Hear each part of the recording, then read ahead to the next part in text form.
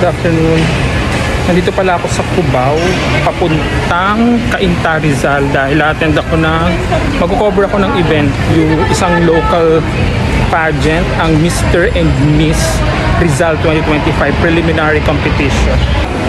Today kasi gaganapin yung kanilang national costume competition pati talent competition. So nandito na ako sa LRT2 papuntang Cainta, Rizal. Mula dito sa Cubao ay sasakay ako ng LRT2 na tren papuntang Cainta, Rizal. Mas madali ko kasing mararating ang Santa Lucia East Mall kung saan gaganapin ang event. Ito nga ang ikalawang pagpunta ko dito sa Santa Lucia Mall kaya medyo kabisado ko na ang lugar. Kababa na ako ng LRT2. Papunta na ako ng Santa Lucia East Grand Mall.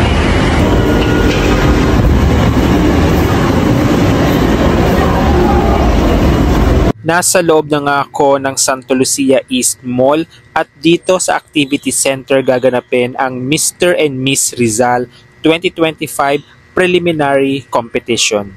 Isa nga ako sa mga pageant media na naimbitahan dito para i-cover ang kanilang local pageant, ang Mr. and Miss Rizal 2025.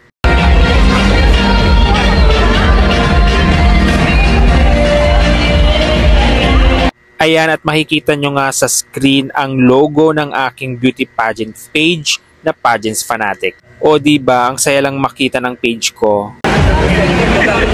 Piling media na ako dito.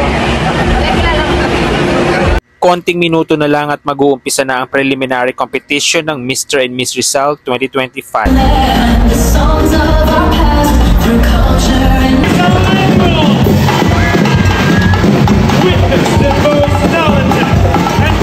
Ladies and gentlemen, good afternoon, Santa Lucia!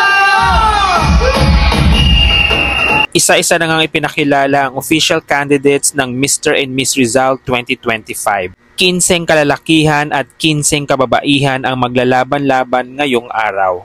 Una ngang nagpakitang gilas ang mga kandidato at kandidata ng Mr. and Miss Rizal 2025 ng kanilang mga talent para sa talent competition. At pagkatapos ang hinihintay ng lahat, ang Festival Costume Competition, kung saan inirampa ng mga kandidato at kandidata ang mga nagagandahan at makabuluhang disenyo mula sa probinsya ng Rizal.